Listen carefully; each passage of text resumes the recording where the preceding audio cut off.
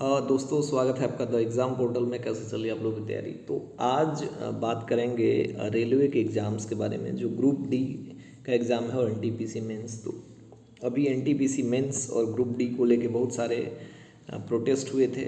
उसके बाद बहुत सारी मांगों को रखा गया। स्टूडेंट्स ने अपना फीडबैक भी दिया और देखिए अब एग्ज़ाम कब होता है ना। तो उसमें ग्रुप डी के बारे में थोड़ा सा बात कर लेंगे। उसमें देखिए कुछ जो मेरे साथ सब इंस्पेक्टर जुड़े भी हैं और जो तैयारी कर रहे हैं उनमें से काफ़ी लोग हैं ग्रुप डी में, और 2400 में जो जिनका सिलेक्शन हुआ है उसमें से भी काफ़ी लोग हैं, तो उनसे भी इंटरेक्शन होते रहता है।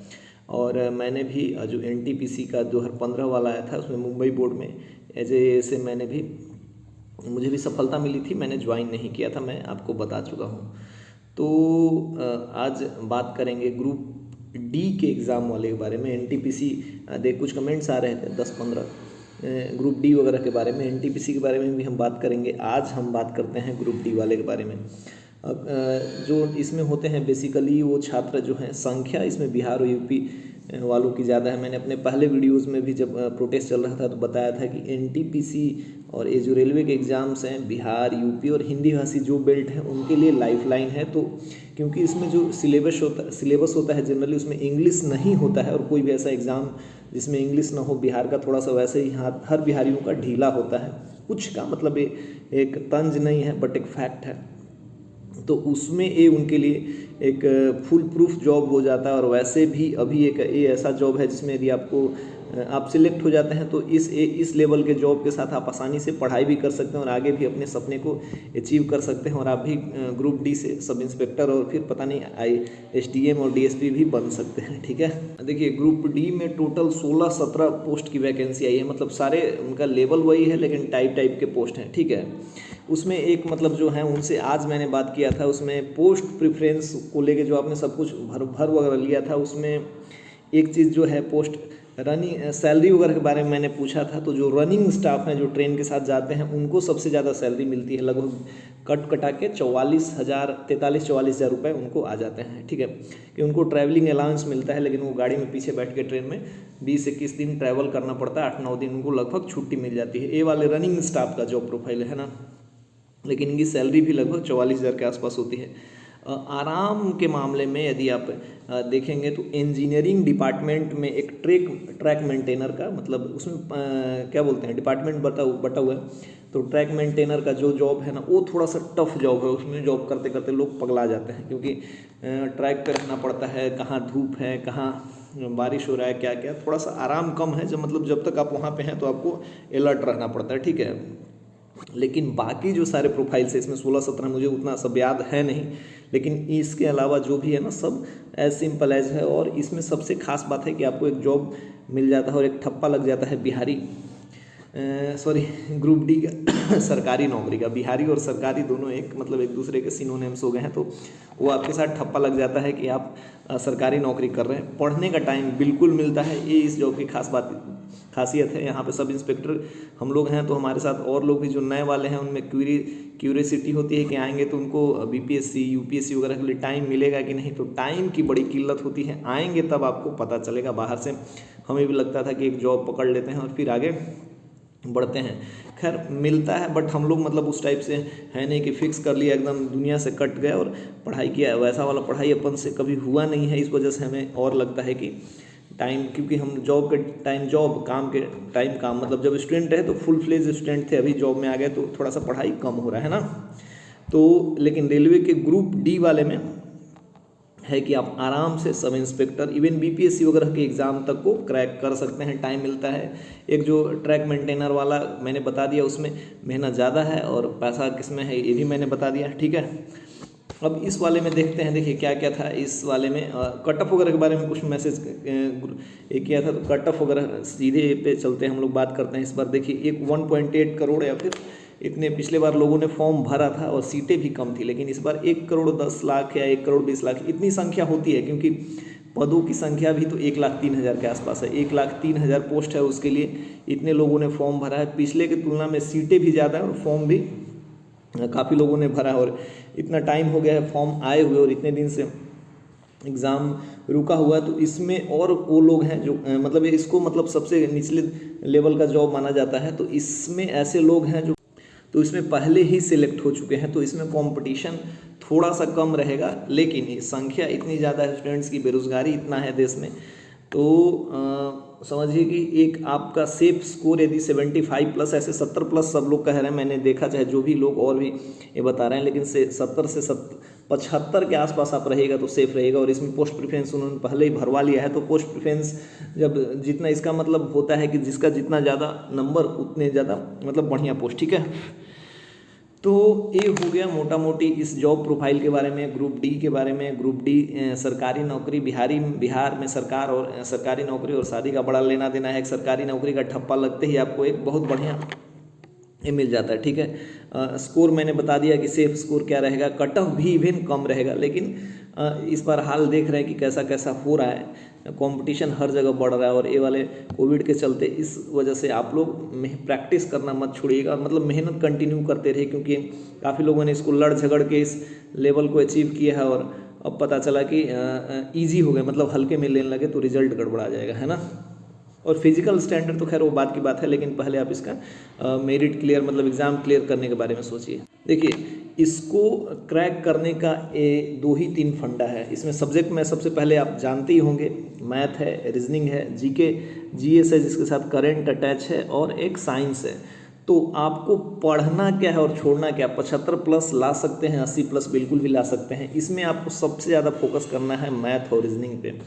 मैथ और रीजनिंग प्रैक्टिस करना है, उसके लिए सबसे पहले प्रीवियस ईयर, एक चीज़ इसमें मैंने देखा, आज मैं इसके सिलेबस को एनालाइज कर रहा था कि वैसे ही प्रश्न पूछे गए हैं जो बिल्कुल मतलब टू द सिलेबस हैं।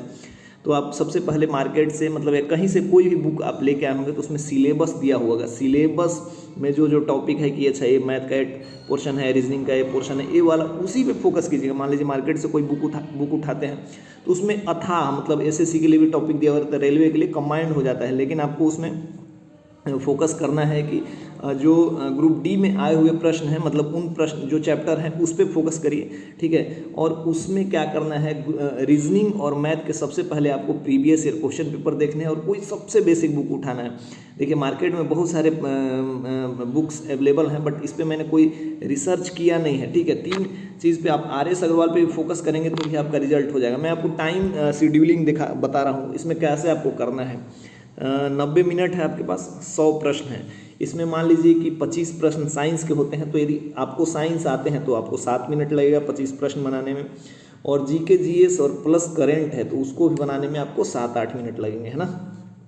इसके बाद आपके 90 मिनट में से पूरे के पूरे जो टाइम बचते हैं वो मैथ और रीजनिंग के लिए बचते हैं। आपको एकदम बहुत फास्ट नहीं होना है, लेकिन इन कंपैरिजन में बिहार सब इंस्पेक्टर का मैथ वगैरह और टाइमिंग, आपको यहाँ पे थोड़ा सा मेहनत करना पड़ेगा मैथ और रीजनिंग को इम्प्रूव करने में।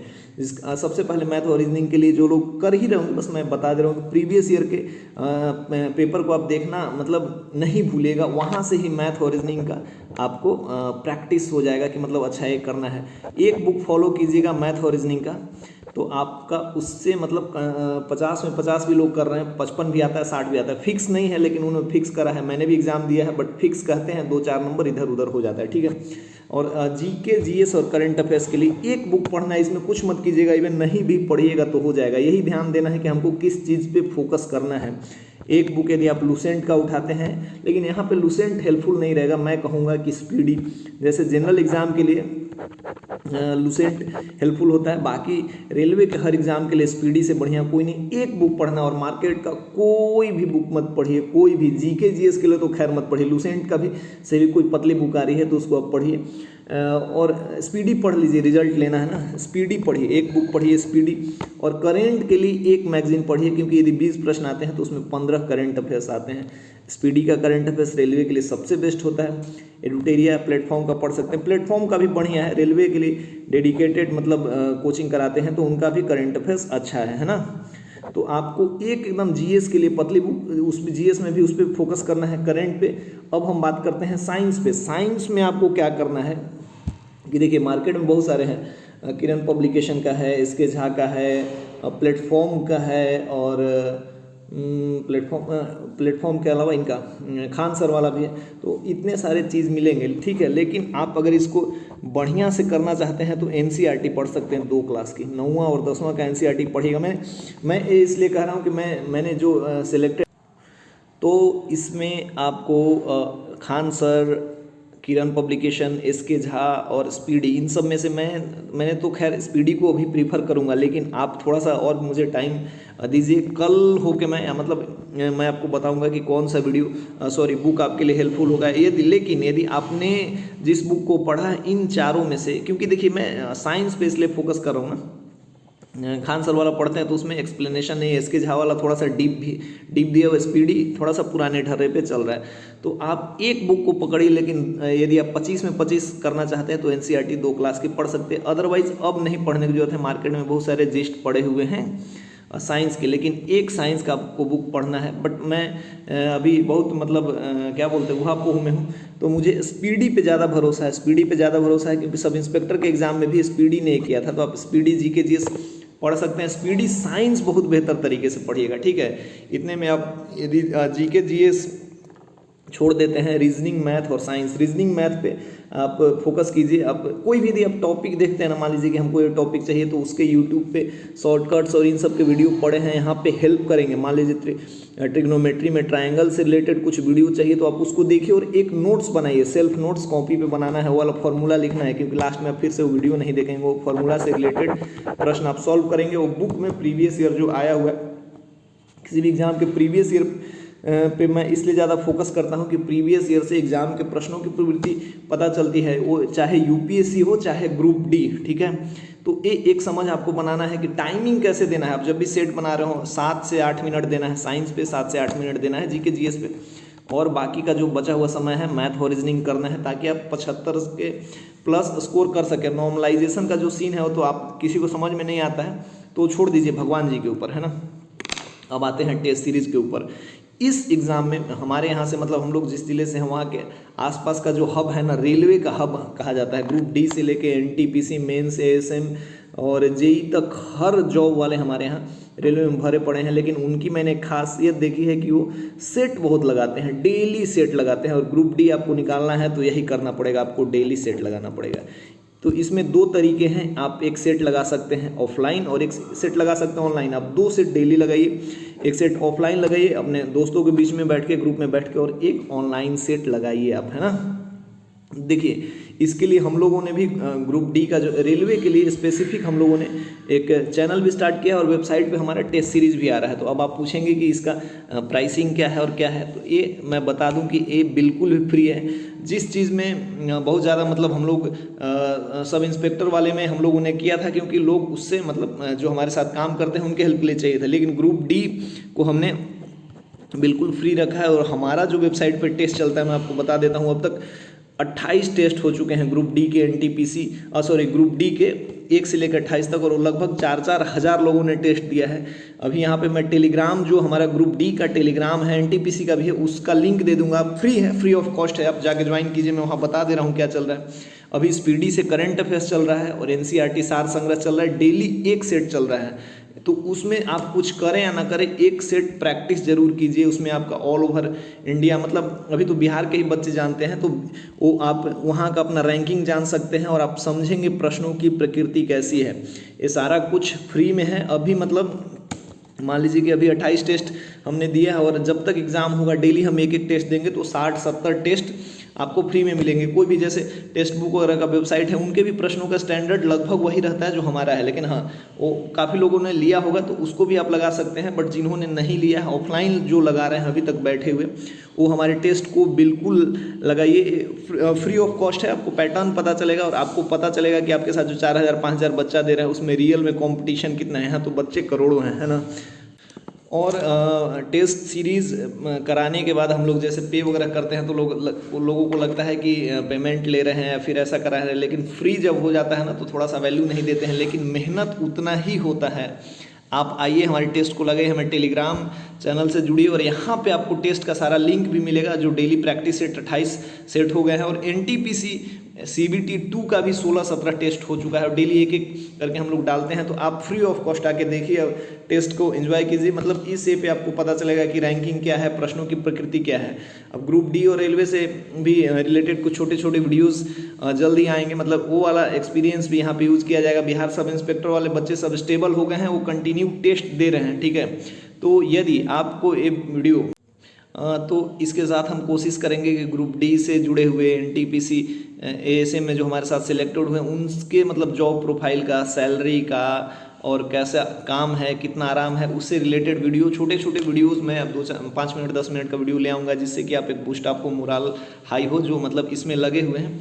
तो जो लोग हैं इस चैनल को सब्सक्राइब कर सकते हैं, रेलवे वाले चैनल को सब्सक्राइब कर लीजिए। करेंट का जो हम लोग मटेरियल पीडीएफ बन रहा है 1 साल का, जो कि ग्रुप डी और ग्रुप डी के लिए बहुत ही ज़्यादा हेल्पफुल होने वाला है। बीपीएससी के लिए भी होगा लेकिन ग्रुप डी के लिए भी होगा, वो आपको ग्रुप में फ्री में मिल जाएगा। लेकिन अभी आप लोग टेस्ट दीजिए, 28 टेस्ट हो चुका है हम लोगों ने, उसमें जो ए बनाया लगभग 4000 मेंबर डेली टेस्ट दे रहे हैं, सब कुछ फ्री ऑफ कॉस्ट है। आप टेस्ट दीजिए, वेबसाइट पे दीजिए, अपनी रैंकिंग चेक कीजिए, वहाँ से आपको उसका पीडीएफ भी मिल सकता है, तो आप बाद में भी देख सकते हैं जो जॉब वगैरह में या प्राइवेट में। थैंक यू, जय हिंद। चैनल को यदि नए हैं तो हमारे चैनल को सब्सक्राइब कीजिए और बेल आइकन को भी जरूर दबाइए। जय हिंद।